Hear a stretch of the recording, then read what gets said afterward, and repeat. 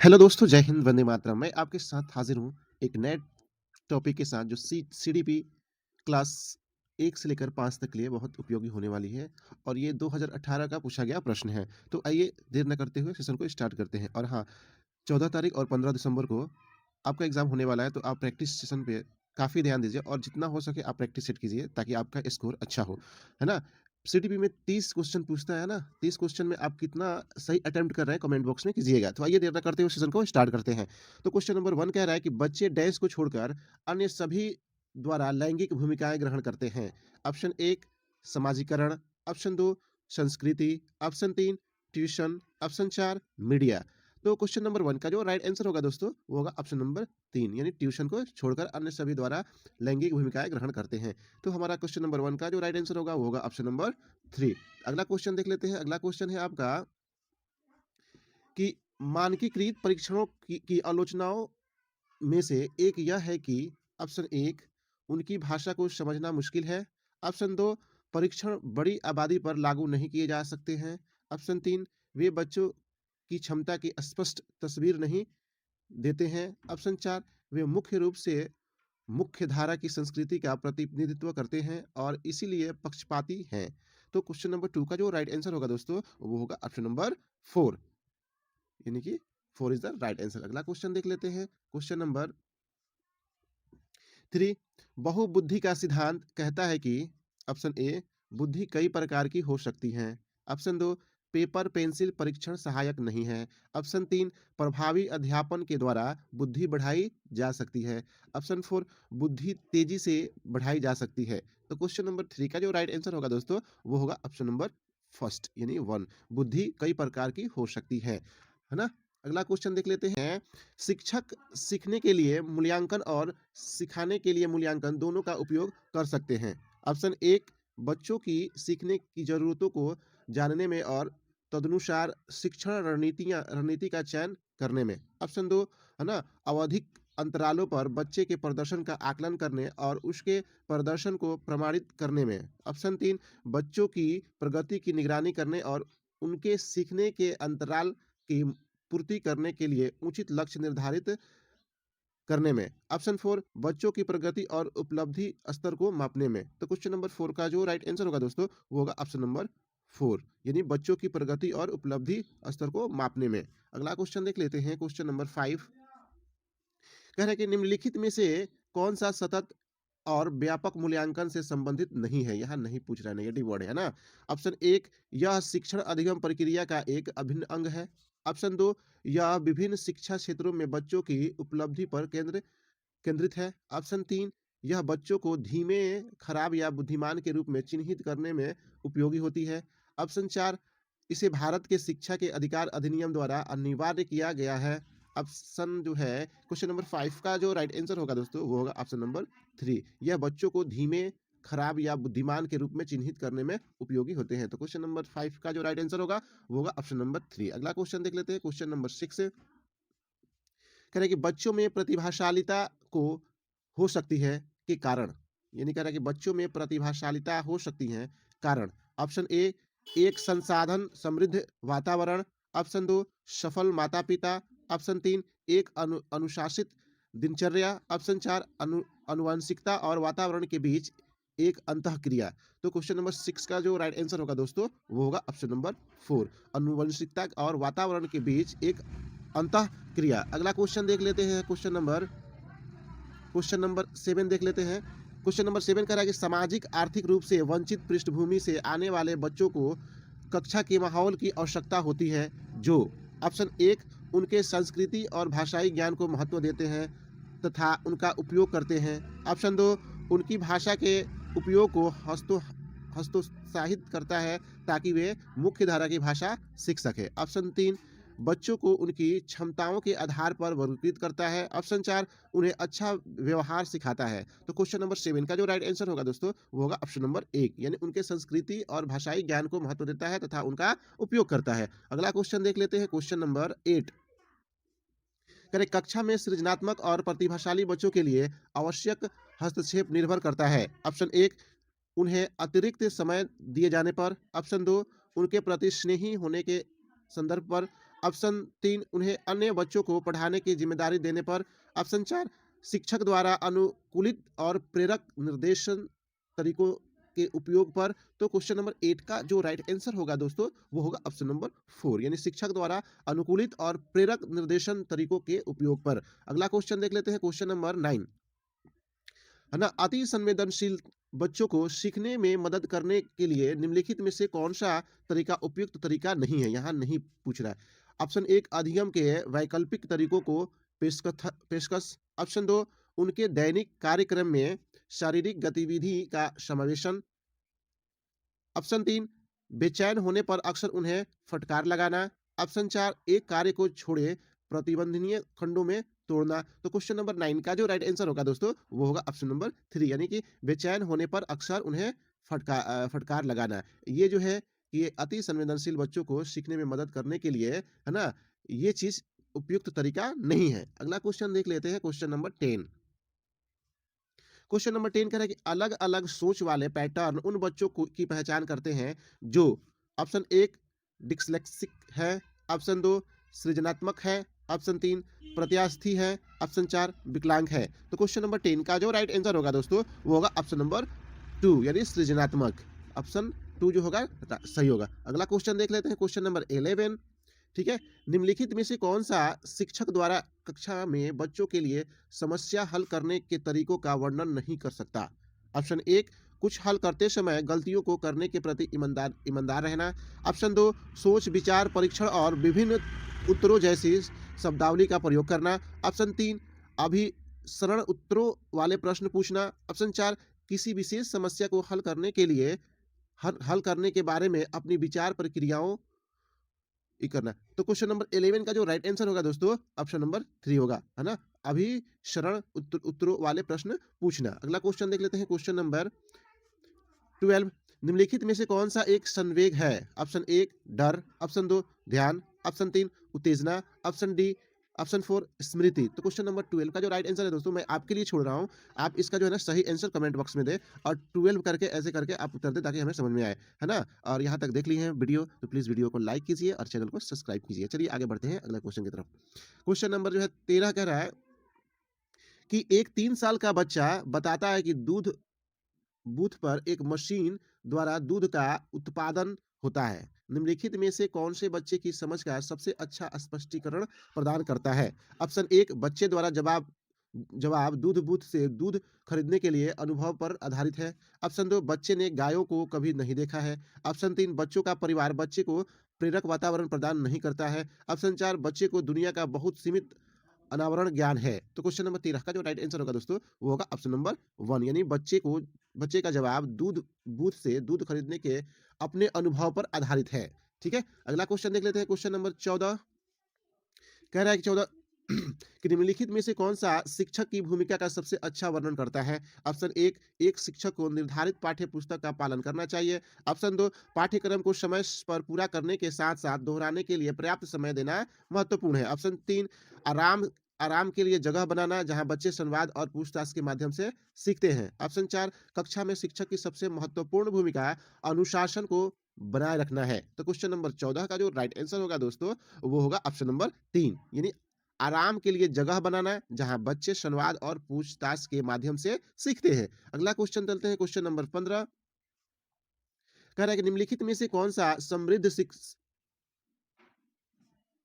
कह रहा है कि निम्नलिखित में से कौन सा समृद्ध शिक्षा का प्रोत्साहित करती है? ऑप्शन 1 वह कक्षा जिसमें खुली गतिविधि होने हो और विभिन्न प्रकार के बाल साहित्य खुली खुली ताकि ताक सेल्फ में रखी हो जो दिन के किसी भी समय प्राप्त किया जा सके।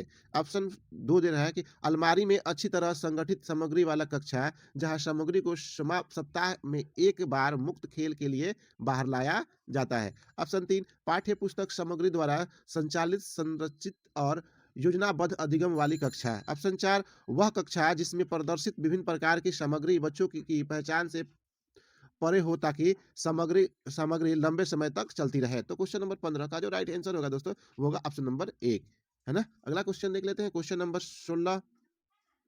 क्वेश्चन नंबर 16 कह रहा है कि निम्नलिखित में से कौन सा कक्षा के पाठ्य पुस्तकों की भूमिका सबसे अच्छा वर्णन करता है? ऑप्शन एक, वे एक राज्य या राष्ट्र में अधिगम के एक रूपता बनाए रखते हैं। ऑप्शन दो, वे अध्ययन के पाठ्यक्रम के बारे में शिक्षकों और माता-पिता को मार्गदर्शन प्रदान करते हैं। ऑप्शन तीन, वे संसाधन रहित संदर्भ में सबसे आवश्यक अधिगम संसाधन बनाते हैं। ऑप्शन चार, वे कक्षा में उपलब्ध संसाधन और संदर्भ सामग्री में से एक है। तो क्वेश्चन नंबर 16 का जो राइट आंसर होगा दोस्तों, वो होगा ऑप्शन नंबर 4, यानी कि वे कक्षा में उपलब्ध संसाधन और संदर्भ सामग्री में से एक है। अगला क्वेश्चन देख लेते हैं, क्वेश्चन नंबर आपका 17, राष्ट्रीय पाठ्यचर्या फ्रेमवर्क 2005 में अपनी समझ से प्राप्त की है। ऑप्शन ए व्यवहारवाद, ऑप्शन दो रचनावाद, ऑप्शन तीन संज्ञानात्मक सिद्धांत, ऑप्शन चार मानव मानवतावाद। तो क्वेश्चन नंबर 17 का जो राइट आंसर होगा दोस्तों, वो होगा ऑप्शन नंबर दो रचनावाद। अगला क्वेश्चन देख लेते हैं, क्वेश्चन नंबर 18, कक्षा में बच्चों को प्रेरित समझा जा सकता है यदि ऑप्शन ए वे कक्षा में अनुशासन बनाए रखते हैं, ऑप्शन दो वे सभी उपस्थिति में नियमित हैं, ऑप्शन तीन वे शिक्षक के स्पष्टीकरण प्राप्त करने के लिए प्रश्न पूछते हैं, ऑप्शन चार वे अच्छी तरह से वर्दी पहनने स्कूल में आते हैं। तो क्वेश्चन नंबर 18 का जो राइट आंसर होगा वो होगा ऑप्शन नंबर 3, वे शिक्षक से स्पष्टीकरण प्राप्त करने के लिए प्रश्न पूछते हो। अगला क्वेश्चन देख लेते हैं, क्वेश्चन नंबर 19, कह रहा है कि निम्नलिखित में से कौन सा बच्चों में अधिगम में सुधार करने के लिए सबसे अधिक उपयुक्त है। ऑप्शन एक, शिक्षक को विभिन्न उदाहरणों और चित्रों का उपयोग करके विषय की व्याख्या करनी चाहिए। ऑप्शन दो, कक्षा में सभी प्रकार की शिक्षण सामग्री होनी चाहिए। ऑप्शन तीन, शिक्षक को वास्तविक जीवन स्थितियों पर बच्चों को एक दूसरे के साथ बातचीत करने में मदद करनी चाहिए। ऑप्शन चार, है ना, नियमित मूल्यांकन परीक्षा आयोजित की जानी चाहिए। तो क्वेश्चन नंबर 19 का जो राइट आंसर होगा दोस्तों, वो होगा ऑप्शन नंबर 3, यानी शिक्षकों को वास्तविक जीवन स्थितियों पर बच्चों को एक दूसरे के साथ बातचीत करनी देनी चाहिए। अगला क्वेश्चन देख लेते हैं, क्वेश्चन नंबर आपका हो गया 20, अनुशासन जो अधिगम वातावरण में एक महत्वपूर्ण भूमिका निभाता है, किस तरह की मदद करता है। ऑप्शन एक, चुप्पी साधे रहने के लिए, ऑप्शन दो शिक्षकों को निर्देश देने में, ऑप्शन तीन बच्चों को उनके पाठ रटकर याद करने में, ऑप्शन चार बच्चों को अपने शिक्षा को नियमित और मॉनिटर करने के लिए। तो क्वेश्चन नंबर 20 का जो राइट आंसर होगा दोस्तों, वो होगा ऑप्शन नंबर 4, यानी बच्चों को अपने शिक्षा को नियमित और मॉनिटर करने के लिए। अगला क्वेश्चन देख लेते हैं, क्वेश्चन नंबर 21, क्वेश्चन नंबर 21 कह रहा है कि आनुवांशिकता और पर्यावरण की भूमिका के बारे में निम्नलिखित में से कौन सा कथन सत्य है। ऑप्शन एक, सीखने और प्रदर्शन करने की एक बच्चे की क्षमता जीनों द्वारा पूरी तरह से निर्धारित की जाती है। ऑप्शन दो, अच्छी देखभाल और पौष्टिक आहार बच्चे के किसी भी जन्मजात विकार को दूर कर सकता है। ऑप्शन तीन, पर्यावरण केवल बच्चे के भाषा विकास में महत्वपूर्ण भूमिका निभाते हैं, है ना। तो क्वेश्चन नंबर 21 का जो अच्छा ऑप्शन चार देख लेते हैं। ऑप्शन चार जो है कह रहा है कि विकास के कुछ पहलू अनुवांशिकता और कुछ अन्य वातावरण से अधिक प्रभावित होते हैं। ये जो है राइट आंसर होगा। तो क्वेश्चन नंबर 21 का जो राइट आंसर होगा वो होगा ऑप्शन नंबर 4। अगला क्वेश्चन देख लेते हैं, क्वेश्चन नंबर 22, निम्नलिखित में से कौन सा कथन पियाजे के सिद्धांत के अनुसार कहा नहीं जा सकता है, यानी जीन पियाजे के अनुसार नहीं है। ठीक है। ऑप्शन एक, बच्चे अपनी दुनिया के बारे में ज्ञान का निर्माण और उपयोग करते हैं। ऑप्शन दो, निरंतर अभ्यास से अधिगम होता है। ऑप्शन तीन, बच्चे अपने पर्यावरण पर अनुक्रिया करते हैं। ऑप्शन चार, विकास गुणवत्तम चरणों में होता है। तो क्वेश्चन नंबर 22 का जो राइट आंसर होगा वो होगा ऑप्शन नंबर 2, यानी निरंतर अभ्यास से अधिगम होता है। अगला क्वेश्चन देख लेते हैं, क्वेश्चन नंबर आपका हो गया 23, निम्नलिखित में से कौन सी पूर्ण संक्रियात्मक विचार की एक सीमा नहीं है, प्रतीकात्मक विचार का विकास है। तो ऑप्शन ए, अहमन्यता, ऑप्शन तीन, अनुक्रमणीयता, ऑप्शन चार, ध्यान केंद्रित करने की प्रवृत्ति। तो क्वेश्चन नंबर 23 का जो राइट आंसर होगा वो होगा ऑप्शन नंबर 1 होगा। ये होगा ऑप्शन नंबर जो है ना 1, यहाँ प्रतीकात्मक विचार का विकास। तो ये सही हो जाएगा, ऑप्शन नंबर 1 जो है ना ये सही हो जाएगा, यहाँ पे दे दिया हुआ है। अगला क्वेश्चन देख लेते हैं, क्वेश्चन नंबर 24, डैश के अलावा निम्नलिखित कारणों से खेल युवा बच्चों के विकास में एक महत्वपूर्ण भूमिका निभाते हैं। ऑप्शन एक, यह उनकी इंद्रियों को उत्तेजित करता है। ऑप्शन दो, यह समय बिताने का एक सुखद तरीका है। ऑप्शन तीन, वे नए कौशल हासिल करते हैं और सीखते हैं कि उन्हें कब उपयोग किया जाए। ऑप्शन चार, वे अपने शरीर पर निपुणता प्राप्त करते हैं। तो क्वेश्चन नंबर 24 का जो राइट आंसर होगा दोस्तों वो होगा ऑप्शन नंबर 2, है ना, यह समय बिताने का एक सुखद तरीका है। अगला क्वेश्चन देखते हैं, क्वेश्चन नंबर आपका 25। निम्नलिखित में से कौन-सा प्रश्न बच्चों को गंभीर रूप से सोचने के लिए आमंत्रित करता है? ऑप्शन 1 सही जवाब क्या है?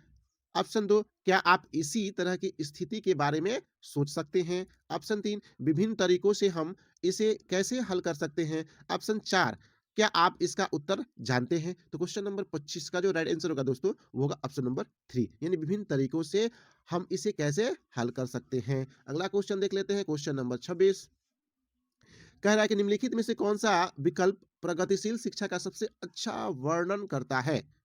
ऑप्शन 1 थीमेटिक इकाइयाँ, नियमित इकाइयाँ, परीक्षण, रैंकिंग। ऑप्शन 2 व्यक्तिगत अधिगम, क्षमता समूह बनाना, छात्रों की है ना लेवलिंग। ऑप्शन 3 परियोजना विधि, क्षमता समूह बनाना, रैंकिंग। ऑप्शन 4 करके सीखना, परियोजना विधि, सहयोग से सीखना। तो क्वेश्चन नंबर 26 का जो राइट आंसर होगा वो होगा ऑप्शन नंबर 4 यानी करके सीखना, परियोजना विधि और सहयोग से सीखना। अगला क्वेश्चन देख लेते हैं, क्वेश्चन नंबर आपका हो गया 27। 27 कह रहा है प्रगतिशील शिक्षा के बारे में निम्नलिखित में से कौन सा कथन बताता है कि शिक्षा स्वयं की जीवन है? ऑप्शन 1 स्कूलों की आवश्यकता नहीं है, बच्चे अपने जीवन के अनुभव से सीख सकते हैं। ऑप्शन 2 स्कूलों में शिक्षा सामाजिक और प्राकृतिक दुनिया को प्रतिबिंबित करते हैं। ऑप्शन 3 जीवन सच्चा शिक्षक है। ऑप्शन 4 स्कूल शिक्षा को यथासंभव लंबे समय तक जारी रखना चाहिए। तो क्वेश्चन नंबर 27 का जो राइट आंसर होगा दोस्तों, वो होगा ऑप्शन नंबर 2 यानी स्कूलों में शिक्षा सामाजिक और प्राकृतिक दुनिया को प्रतिबिंबित करता है।